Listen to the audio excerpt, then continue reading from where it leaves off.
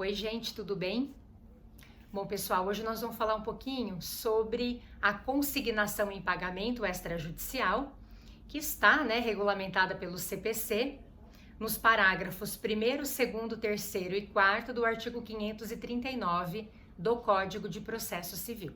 Então, só para a gente poder entender um pouquinho a ideia da consignação em pagamento, a gente tem que lembrar, pessoal, que o pagamento por meio da consignação, ele vem previsto, regulamentado pelo Código Civil, e aí o Código Civil estabelece ali as situações em que o pagamento ele vai poder acontecer por meio de uma consignação da quantia ou da coisa devida nos termos da lei. O rol, gente, é colocado pelo legislador civil, é um rol exemplificativo, eu estou me referindo ao 335 do Código Civil, mas ele regulamenta ali algumas situações que poderiam ensejar um pagamento por meio da consignação. Então, de repente, o devedor quer cumprir a sua obrigação e está encontrando dificuldade quanto a esse cumprimento. O credor não quer receber o valor devido ou a coisa devida, De repente, esse devedor não sabe exatamente a quem ele tem que pagar, de repente o credor está em lugar incerto e não sabido, enfim. Então, a lei, em algumas situações, autoriza que o pagamento aconteça por meio da consignação, até para que o devedor não seja constituído em mora, para que ele seja liberado daquele cumprimento, gente, daquela obrigação que recai sobre ele, enfim. Então, o Código Civil fala sobre a consignação em pagamento, bem como o CPC, que regulamenta a ação de consignação em pagamento como uma ação de conhecimento que tramita por um procedimento especial, então ela está regulamentada pelo Código de Processo Civil como um procedimento especial. Porém, gente, nós temos a possibilidade, dependendo do caso, de fazer uma consignação em pagamento extrajudicial. Então, dependendo da situação, a pessoa interessada, o devedor ou o terceiro ali, ele poderia, no caso, se dirigir a um estabelecimento bancário oficial, onde houver, nos termos da lei, no lugar do pagamento, para fazer aquela determinada consignação.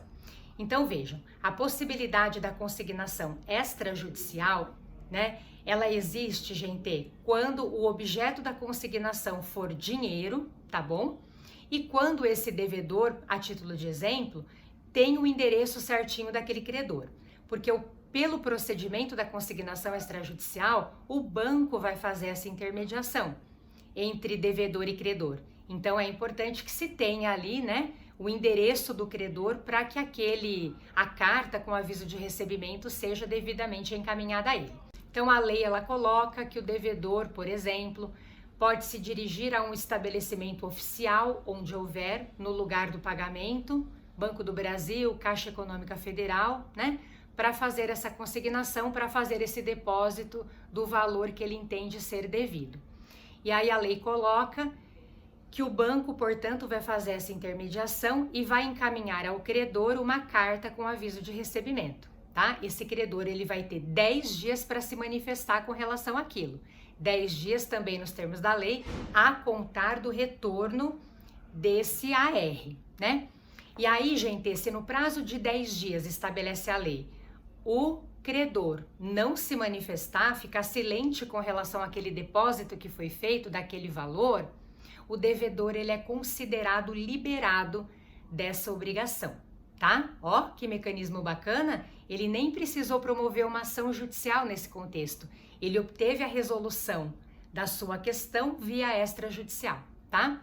Aí a lei nos coloca, por outro lado, que se nesse prazo de 10 dias o credor, por escrito, manifestar, recusar o recebimento desse depósito efetuado pelo devedor, no nosso exemplo, por escrito, então ele vai encaminhar, a sua recusa por escrito ao estabelecimento bancário, nos termos da lei, aí, gente, não haverá outra alternativa a esse devedor, a não ser a propositura da ação mesmo de consignação em pagamento, tá?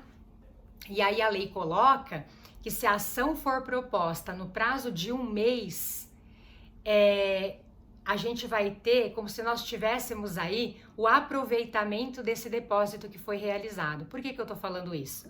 Porque quando se propõe uma ação de consignação em pagamento, gente, a gente elabora a nossa petição inicial, apresentamos a petição inicial em juízo e aí estabelece a lei que, sendo deferida a nossa petição inicial, o autor da ação de consignação em pagamento ele vai ter 5 dias ali para efetuar o depósito do valor ou da coisa devida, né?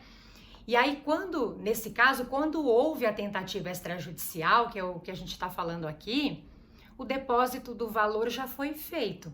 Então, o que o legislador coloca? Se a ação de consignação em pagamento for proposta em 1 mês, a contar dessa recusa do credor a esse procedimento extrajudicial, o autor da ação de consignação em pagamento não precisa fazer um outro depósito.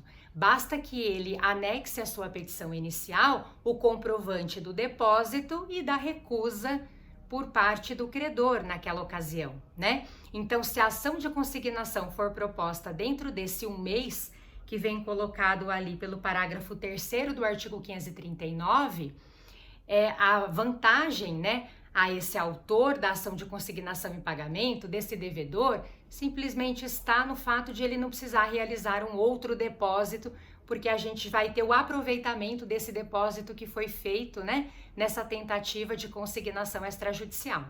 Se a ação não for proposta nesse prazo de 1 mês, o valor está à disposição do devedor, tal, ele vai poder levantar aquela determinada quantia, né, nos termos do parágrafo 4º do artigo 539. Então, gente, quando a gente fala desse prazo de 1 mês, enfim, não é prazo de prescrição, nada disso. A ação pode ser proposta, não precisa necessariamente ser proposta dentro desse 1 mês, né? A ideia da propositura dessa ação nesse prazo é só para o aproveitamento mesmo daquele depósito realizado, tá bom? Eu acho bem bacana quando eu gosto de falar sobre esses assuntos, né, gente? Porque, querendo ou não, né, essa consignação extrajudicial é um mecanismo também paralelo ao judiciário de resolução de conflito. Então, a gente tem aí, vejam que a gente está tão falando sobre isso, né, nos dias de hoje, e a gente tem um procedimento que não é tão recente assim.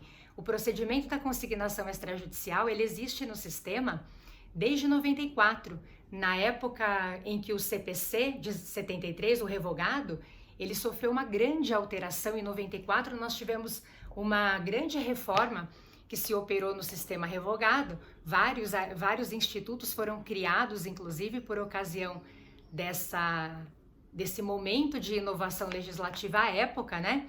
E a consignação, ela surgiu nesse momento, foi mantida pelo novo CPC, né, gente? Então, é uma forma interessante em que o devedor ou o terceiro, ali, desde que se tenha preenchido os requisitos que nós colocamos aqui, de o objeto estar relacionado a dinheiro, né? Ele tem lá um endereço do credor, enfim, para aquela tentativa de liberação da obrigação que recai sobre ele. Então, é um importante mecanismo paralelo ao judiciário de resolução de conflitos de interesse, a meu ver.